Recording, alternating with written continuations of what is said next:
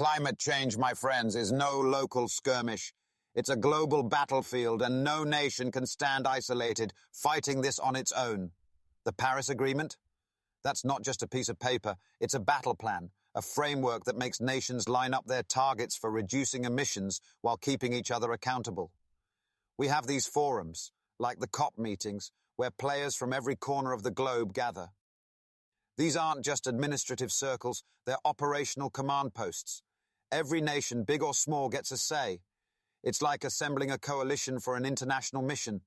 Everyone must pull their weight if we want to make measurable progress. Now, global leadership, that's the spine of this whole structure. It takes bold, decisive action to rally all forces. You see, leadership is not about barking orders. It's about charting a roadmap and proving steady commitment. When leaders from influential countries step forward, it sends a signal that others can follow, bringing this worldwide campaign closer to success. When it comes to fighting climate change, the wealthier nations hold the higher ground. And with that, my friends, comes a duty to provide support where it is needed most. It's like taking position in battle. You don't leave your weaker allies exposed. Developed countries must extend financial aid and transfer renewable technologies to bolster global low-carbon efforts.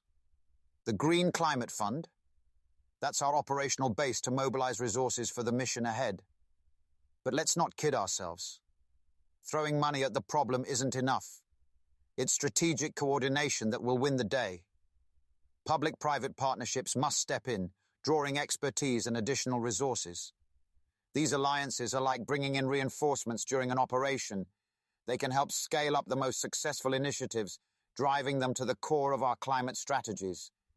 Now here's the critical thing: transparency. Without clear accountability, these financial resources risk being deployed off-target, or worse, wasted. An unruly army loses the battle. Similarly, without checks and balances, the mission to mitigate climate change will falter. Every dollar spent, every solar panel deployed, every wind turbine erected, all must align with the ultimate goal of reducing emissions. Without this precision, all the funds in the world won't make a dent. Let me put it plainly. Climate change hits the vulnerable the hardest. Imagine a battle where the front lines are held by the under-equipped, while the well-resourced stand behind the fortress walls. That's the reality for many communities in developing nations. Floods, heat waves, rising seas, they don't discriminate, but their impact is magnified on those who lack the means to adapt. We cannot afford to leave these communities in the crossfire of this global crisis.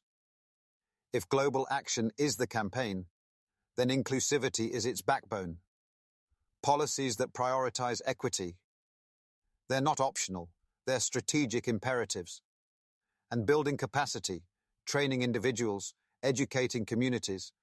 That's how we reinforce the flanks, ensuring every nation and every person has the tools to fight this common adversary. You empower even the smallest unit, and you make the entire force stronger. That, my friends, is how battles are won. Take the small island nations, for example. Their advocacy in international forums is nothing short of inspiring. These are nations whose survival hangs by a thread, yet they've rallied the world to adopt equitable and urgent climate agreements. It's a testament that even the seemingly powerless can lead mighty coalitions when guided by sheer necessity and unyielding will. The truth is this: every act of inclusivity, every effort in capacity building, brings us closer to a world where no one must stand exposed in the face of climate change. And while the journey is daunting, history shows us that collective action, driven by strategy and resolve, can accomplish the impossible. Let us not falter, but press forward together towards a sustainable and resilient future. And on that note, my people, we'll meet again. Chin up, stay purposeful, and always keep your eyes on the mission.